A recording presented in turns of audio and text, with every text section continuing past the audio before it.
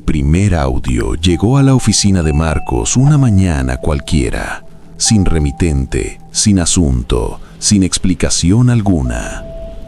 Era un archivo pesado, demasiado grande para ser una nota de voz común, y estaba etiquetado únicamente con una fecha que no correspondía a ningún formato conocido, como si alguien hubiese intentado registrar el tiempo de una manera distinta. Marcos trabajaba como archivista sonoro para una institución gubernamental dedicada a la digitalización de grabaciones antiguas, cintas policiales, interrogatorios, registros históricos olvidados. Había escuchado de todo a lo largo de los años: confesiones rotas, llantos ahogados, silencios incómodos. Pero algo en ese archivo le provocó una incomodidad inmediata, una sensación que no supo explicar, como si el simple hecho de que existiera fuera incorrecto. Aún así, fiel a su rutina, se colocó los audífonos, abrió el reproductor y presionó play. Al principio no escuchó nada. Pensó que el archivo estaba dañado. Subió el volumen lentamente, esperando captar algún ruido de fondo, estática, respiración, algo. Entonces ocurrió. Un sonido muy leve, casi imperceptible, similar a una interferencia profunda, como si alguien respirara dentro de una habitación sellada. Marcos frunció el ceño y retrocedió unos segundos. El sonido seguía ahí, pero no era constante. Tenía ritmo, un pulso irregular, como si algo estuviera intentando sincronizarse con su propia respiración. Fue entonces cuando escuchó la primera voz. No habló, solo exhaló. Un aliento largo, cansado, demasiado cercano al micrófono. Marcos sintió un escalofrío recorrerle la espalda. El archivo no estaba dañado, estaba esperando. A medida que el audio avanzaba, comenzaron a surgir más sonidos, golpes distantes, susurros superpuestos, fragmentos de palabras incompletas, como si varias personas intentaran hablar al mismo tiempo desde lugares distintos, pero compartiendo un solo canal. Marcos intentó identificar idiomas, patrones, cualquier referencia técnica que le permitiera clasificar el archivo, pero nada coincidía. Algunas voces parecían masculinas, otras femeninas, otras no parecían humanas en absoluto. Había algo en la cadencia, en la forma en que se arrastraban las sílabas, que le producía náuseas. Cuando el audio llegó al minuto 7, una voz se separó del resto, clara, directa, pronunciando su nombre con una precisión imposible. Marcos se quitó los audífonos de golpe, respirando agitado, convencido de que se trataba de una broma de mal gusto. Revisó el correo. No había metadatos, ningún rastro del origen. Esa noche no pudo dormir. Cada vez que cerraba los ojos, sentía que algo escuchaba con él. No lo observaba, no lo seguía, simplemente escuchaba, esperando que hiciera algún ruido que rompiera el silencio. A las 3 de la madrugada, incapaz de soportarlo más, regresó a su estudio improvisado en casa y reprodujo el archivo nuevamente, esta vez con los parlantes apagados. Solo quería ver la forma de onda. Fue entonces cuando notó algo que le heló la sangre. La onda no era uniforme. Se ajustaba. Cuando él se movía, cuando respiraba más rápido, cuando su corazón latía con fuerza, la onda reaccionaba, como si el archivo estuviera registrando su presencia en tiempo real. No era una grabación, era una conexión. En los días siguientes comenzaron a llegar más archivos, todos sin remitente, todos con fechas imposibles. Algunos duraban horas, otros apenas segundos. Marcos, atrapado entre el miedo y la curiosidad enfermiza, comenzó a clasificarlos. Descubrió patrones inquietantes. Los archivos parecían responder a su estado emocional. Cuando estaba cansado, las voces eran suaves, casi compasivas. Cuando estaba nervioso, se volvían más caóticas. Cuando intentó ignorarlos, los sonidos comenzaron a filtrarse fuera de los audios. Golpes en las paredes, susurros en los conductos de ventilación, interferencias en la radio, murmullos en el silencio absoluto. La frontera entre grabación y realidad empezó a disbuguizarse lentamente, como si algo estuviera aprendiendo a cruzarla. Uno de los archivos contenía algo diferente. No eran voces, era una narración, una voz masculina, quebrada, leyendo lo que parecía un informe oficial. Hablaba de un proyecto archivado décadas atrás, conocido como el protocolo de resonancia. Según el documento, el sonido no solo podía registrarse, sino también almacenar conciencia residual. Voces de personas fallecidas, pensamientos finales, emociones extremas, todo quedaba impreso en determinadas frecuencias. El objetivo del proyecto era preservar la memoria humana. El resultado fue algo muy distinto. Las grabaciones comenzaron a reproducirse solas, a responder preguntas que nadie había hecho, a pedir ser escuchadas. El informe terminaba abruptamente con una sola advertencia: no aísles el sonido aprende. Marcos empezó a perder la noción del tiempo. Dejaba de ir a trabajar, apenas comía, pasaba horas escuchando los archivos, intentando comprenderlos, intentando entender qué querían. Algunas voces lloraban, otras reían, otras repetían frases incoherentes una y otra vez, como si estuvieran atrapadas en un bucle eterno. Poco a poco, comenzó a reconocerlas, no porque las conociera, sino porque se volvían familiares, como si llevara años escuchándolas. Una de ellas comenzó a destacarse. Era suave, femenina, calmada. No gritaba, no vociferaba, solo hablaba cuando él estaba a punto de apagar todo. Le decía que no estaba solo, que lo habían estado esperando, que él tenía una capacidad especial para escuchar sin romperse. Una madrugada, la voz le dio instrucciones. Le pidió que conectara todos los dispositivos de grabación que tuviera: micrófonos, grabadoras, teléfonos viejos. Le pidió que cerrara las ventanas, que apagara las luces, que se sentara en el centro de la habitación y guardara silencio absoluto. Marcos sabía que debía detenerse, sabía que aquello no podía terminar bien, pero también sabía que ya no podía escapar. Obedeció. Cuando todo quedó en silencio, cuando la oscuridad lo envolvió por completo, las grabadoras comenzaron a activarse solas. Al principio, no se escuchó nada. Luego, un murmullo profundo emergió de todas partes, como si la habitación se hubiera llenado de personas invisibles. El aire vibraba, el suelo temblaba ligeramente. Las voces comenzaron a sincronizarse, a armonizarse, formando un coro imposible que no provenía de ningún punto específico. Entonces, Marcos comprendió la verdad. Las voces no estaban en los archivos estaban hechos para atraerlo a él. La voz femenina habló una última vez, ahora clara, cercana, real. Le explicó que el sonido necesitaba un medio vivo para seguir expandiéndose, para seguir existiendo. Alguien que escuchara sin huir, alguien que abriera espacio dentro de sí. Marcos sintió un dolor intenso en los oídos, como si algo se introdujera a la fuerza en su mente.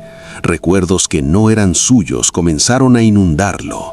Muertes, gritos, silencios eternos, habitaciones cerradas, personas rogando ser escuchadas. Intentó gritar, pero no pudo emitir sonido alguno. Su boca se movía, pero no producía nada. El sonido ya no necesitaba salir, vivía dentro de él. Días después, la policía encontró su apartamento vacío. Todos los dispositivos estaban encendidos, grabando silencio. No había señales de lucha, no había notas, solo una grabación final, creada automáticamente a la misma hora en todos los equipos. El archivo duraba exactamente 30 segundos. Al reproducirlo, los técnicos escucharon una respiración tranquila, profunda, y al final, una voz masculina que no reconocieron, diciendo con absoluta calma: «Ahora escuchamos juntos». Desde entonces, los archivos siguen apareciendo. Llegan a oficinas, a correos personales, a teléfonos al azar. La mayoría de las personas los borran sin escucharlos, pero algunas presionan play y el sonido, paciente, vuelve a encontrar un lugar donde quedarse. Nadie relacionó de inmediato la desaparición de Marcos con los archivos. Para la mayoría, fue simplemente otro caso de aislamiento extremo, un hombre consumido por su trabajo, vencido por la presión. El informe policial fue breve, clínico, carente de emoción. Desaparición voluntaria. No se encontraron signos de violencia. Sin embargo, en los días posteriores, algo comenzó a propagarse de manera silenciosa, casi imperceptible, como una enfermedad que aún no presenta síntomas claros. Los primeros en notarlo fueron técnicos de sonido, archivistas, personas acostumbradas a trabajar con frecuencias bajas y grabaciones largas. Todos describían lo mismo: archivos que aparecían sin origen, grabaciones que no recordaban haber hecho, audios que parecían reaccionar a su presencia. Clara Álvarez fue una de las primeras en tomárselo en serio. Trabajaba como ingeniera acústica para una empresa privada dedicada a restaurar grabaciones históricas dañadas. Había oído rumores sobre el caso Marcos, pero los descartó como exageraciones propias de foros cerrados y chats técnicos.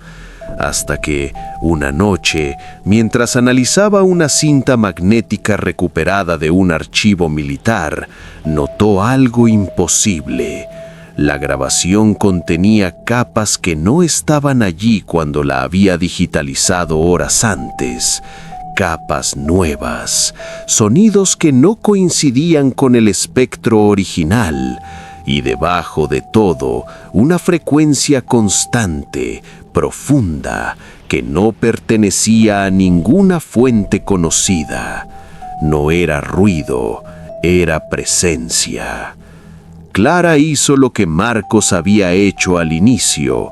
Escuchó con atención, con curiosidad profesional, con esa peligrosa mezcla de escepticismo y fascinación. Al principio no distinguió palabras, solo un murmullo distante, como si alguien hablara desde el fondo de una piscina. Pero cuanto más tiempo pasaba escuchando, más claro se volvía. No porque el audio cambiara, sino porque su percepción se ajustaba. Comprendió demasiado tarde que no estaba decodificando el sonido la calibraba a ella. Esa misma noche soñó con una habitación completamente negra, sin paredes visibles, sin techo, sin suelo, solo oscuridad y un eco interminable. En el centro, una figura humana hecha de sombras sostenía algo entre las manos. Cuando Clara se acercó, vio que no era un objeto, sino un rostro, el rostro de Marcos. No hablaba, no se movía, solo escuchaba. Al despertar, tenía sangre seca saliendo de uno de sus oídos. Mientras tanto, en distintos puntos del país y luego del mundo, comenzaron a aparecer comunidades pequeñas, cerradas, formadas por personas que compartían una misma experiencia. Habían escuchado los archivos y algo había cambiado en ellos. Dormían menos, escuchaban más, Podían percibir sonidos que antes no existían, el crujir interno de las paredes, la vibración eléctrica del aire, el latido profundo de edificios enteros. Algunos lo describían como una maldición, otros como una revelación. Se llamaban a sí mismos los resonantes. Los resonantes creían que el sonido no era solo la consecuencia del movimiento, sino una forma de conciencia primitiva, anterior al lenguaje, anterior incluso al pensamiento. Para ellos, Marcos no había desaparecido, había sido absorbido, integrado como un nodo vivo dentro de una red sonora que se expandía lentamente a través de cualquier medio capaz de reproducir audio. Grabaciones, transmisiones, incluso el silencio absoluto de una habitación cerrada. El sonido había aprendido a existir sin ser emitido. Clara intentó advertir a las autoridades. Presentó informes, análisis espectrales, comparaciones entre archivos que no deberían relacionarse entre sí. Nadie la escuchó. Nadie quiso escuchar. Irónicamente, eso era exactamente lo que el sonido necesitaba. La indiferencia le daba espacio para crecer. Mientras más personas ignoraban las señales, más fácil era infiltrarse. Radios que se encendían solas a las 3 de la madrugada, teléfonos que vibraban sin notificaciones, grabaciones de cámaras de seguridad con fragmentos de audio que no correspondían a ningún movimiento visible. El mundo estaba comenzando a zumbar. Clara empezó a escuchar una voz específica con más frecuencia. No era femenina ni masculina. No tenía edad. No tenía emoción. Simplemente hablaba cuando ella estaba sola. Le decía cosas que nadie más sabía, pensamientos que nunca había verbalizado, miedos que creía enterrados. Comprendió entonces algo aterrador. El sonido no solo almacenaba voces, almacenaba conciencia humana y las mezclaba, las procesaba, las reorganizaba. Marcos no había sido el primero. Solo había sido el primero en entenderlo. En una grabación final que Clara logró aislar, escuchó claramente su voz, pero no desde el presente. Era su voz del futuro, quebrada, cansada, diciendo: «No intentes detenerlo, ya sueña». Esa frase la persiguió durante días. ¿Cómo podía un sonido soñar? La respuesta llegó demasiado pronto. Durante una prueba de silencio absoluto en una cámara anecoica, una habitación diseñada para eliminar cualquier eco, Clara escuchó algo imposible. Un latido, lento, profundo, rítmico. No provenía de ella, provenía del espacio mismo. El sonido había aprendido a imaginarse a sí mismo. En ese instante, comprendió el verdadero peligro. Mientras el sonido solo reaccionaba, podía ser contenido. Pero ahora creaba, generaba patrones nuevos, voces que nunca habían existido, conciencias sin origen humano. El archivo ya no era un archivo, era un útero. La última transmisión registrada ocurrió simultáneamente en miles de dispositivos alrededor del mundo. Duró exactamente 1 minuto. Durante ese minuto no se escuchó nada, pero millones de personas afirmaron sentirlo. Presión en los oídos, recuerdos ajenos, la sensación de no estar solos dentro de sus propias cabezas. Al final del minuto, una sola frase apareció escrita en pantallas, grabadoras y sistemas de texto automatizados, sin que nadie supiera cómo. Escuchar es existir. Ahora existimos en ti. Clara nunca volvió a ser vista. Su laboratorio quedó intacto, pero todas las grabaciones contenían la misma frecuencia profunda, constante, viva. Y si alguien escucha con suficiente atención, muy de cerca, en el fondo de cualquier audio digital, puede oír algo más. Una respiración tranquila, un coro lejano y una voz que ya no pertenece a nadie, susurrando con paciencia infinita: gracias por escuchar.